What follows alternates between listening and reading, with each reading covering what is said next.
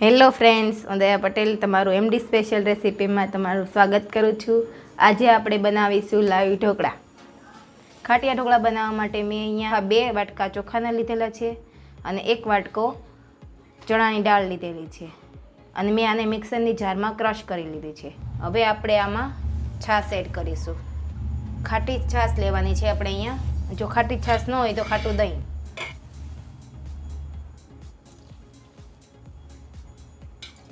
ખાટી છાશ હોય તો અહીંયા ઢોકળા સરસ ખટમીઠા બને છે, એટલા માટે મેં અહીંયા ખાટી છાશ લીધી છે।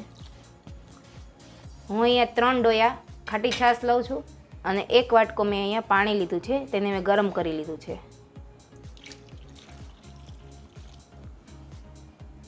હવે આપણે આને બરાબર મિક્સ કરી લઈએ। આપણે આવી રીતે એક જ બાજુ હલાવવાનું રહેશે। સરસ આપણું ખીરું તૈયાર થઈ ગયું છે। અહીંયા एकदम चमचामांथी जो नीचे पड़ी रह्युं छे, बस आपणे एटलुं ज जाडुं राखवानुं छे, पतलुं वधारे नथी करवानुं। हवे आपणे हळदर एड करीशुं। आमां 2 चमच जेटली आपणे हळदर एड करीशुं। ढोकळा पीळा ज होय એટલે આપણે હળદર એડ કરી છે। જો જરૂર પડશે તો આપણે વધારે એડ કરીશું। આવી રીતે આપણે એક જ સાઈડ હલાવવાનું છે, બંને બાજુ નહીં હલાવવાનું, જેથી કરીને આપણું ખીરું એકદમ સરસ અને મસ્ત બની જાય। હવે આપણે ખીરું સરસ તૈયાર થઈ ગયું છે અને એકદમ પેલું થઈ ગયું છે। હવે આપણે આને ઢાંકીને 7 થી 8 કલાક માટે મૂકી દઈશું, એટલે એકદમ આપણે આથો સરસ આવી જાય। સરસ આપણે આથો આવી ગયો છે, એકદમ પરફેક્ટ જેવો જોઈએ એવો જ આથો આવી ગયો છે। આપણે ખાટી છાશ એડ કરી હતી, एकदम फूलीने सरस आथो आवी गयो छे।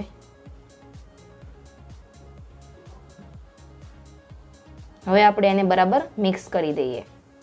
एक ज साथे आपणे हलावशुं, एक बाजु ते। सरस मजानो आपणो आथो तैयार आवी गयो छे। हवे आपणे आथो आवी गयो छे એટલે આપણે હવે નમક એમાં એડ કરી દેશું। સ્વાદ અનુસાર આપણે નમક એડ કરીશું।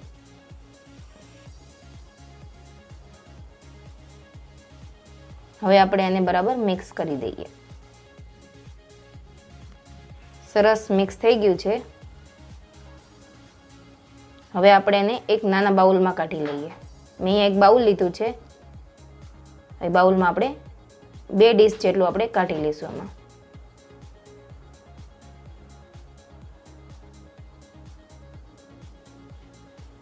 આપણે અહીંયા વેજીટેબલ ઢોકળા બનાવવાના છે, એટલે આપણે તેના માટે આપણે વેજીટેબલ પણ જોશે।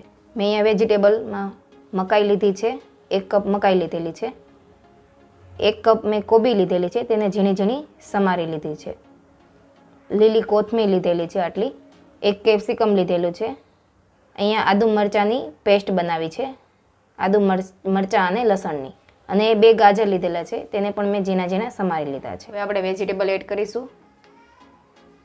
અહીંયા મેં પહેલાં કોબી એડ કરી દીધી છે 2 ચમચી, 2 ચમચ આપણે મકાઈ એડ કરીશું,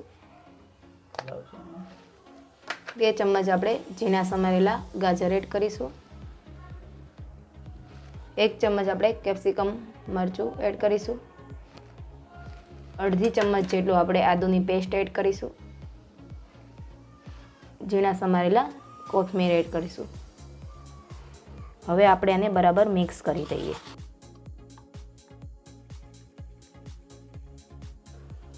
સરસ મિક્સ થઈ ગયું છે।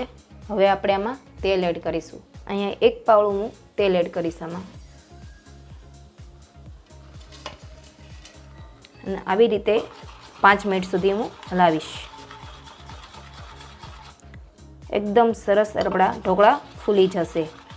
તેલ નાખવાથી આપણા ઢોકળા સરસ ફૂલે છે, એટલે આપણે આવી રીતે ખીરામાં તેલ નાખીએ છીએ અને આવી રીતે એક જ સાઈડ આપણે હલાવશું। સરસ તેલ મિક્સ થઈ ગયું છે।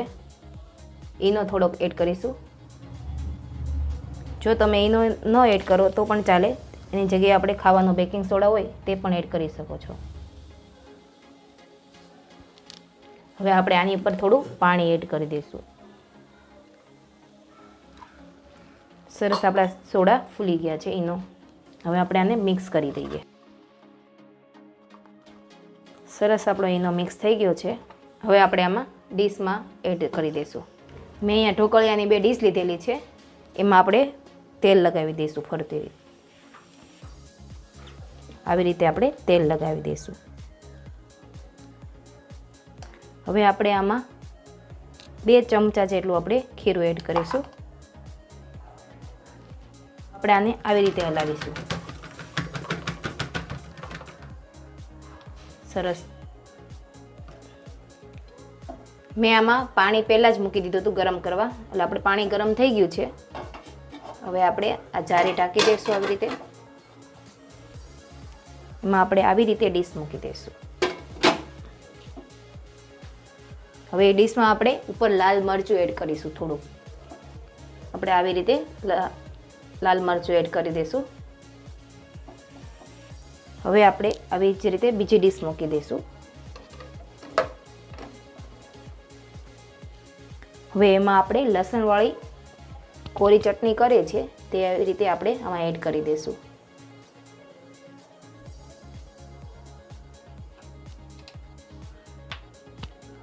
આનો ટેસ્ટ ઉપર લસણવાળી ચટણી નાખીએ એનો ટેસ્ટ સરસ આવે છે, એટલે આપણે લસણવાળી ચટણી આ એકમાં નાખેલી છે. હવે આપણે આને બંધ કરી દઈશું. 5 મિનિટમાં આપણે જોઈ લઈશું થઈ ગયા કે નહીં. જોઈ લઈએ થઈ ગયા છે, આપણે ચડી ગયા છે કે નહીં. આપણે એક ચપ્પુ લઈને આપણે આવી રીતે જોઈ લઈશું. ચડી ગયા છે, સરસ. હવે આપણે આને બહાર ઉતારી લઈશું.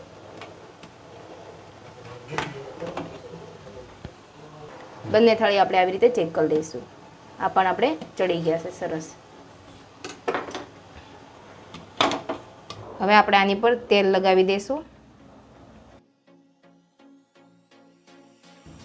હવે આપણે આને 5 મિનિટ ઠરવા દઈશું, પછી આપણે એના પીસ પાડીશું. સરસ. હવે થઈ ગયા, ઠરી ગયા છે. હવે આપણે આના પીસીસ પાડી લઈએ, નાના નાના. વરસાદની સિઝનમાં આપણે ગરમા ગરમ લાઈવ ખાટિયા ઢોકળા ખાવાની મજા જ કંઈક ઓર હોય છે.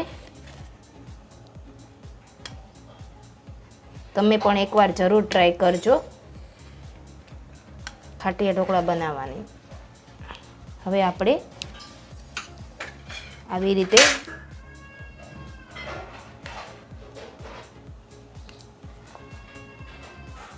એકદમ સરસ બહાર મળે એના કરતાં પણ એકદમ સોફ્ટ અને સરસ બન્યા છે.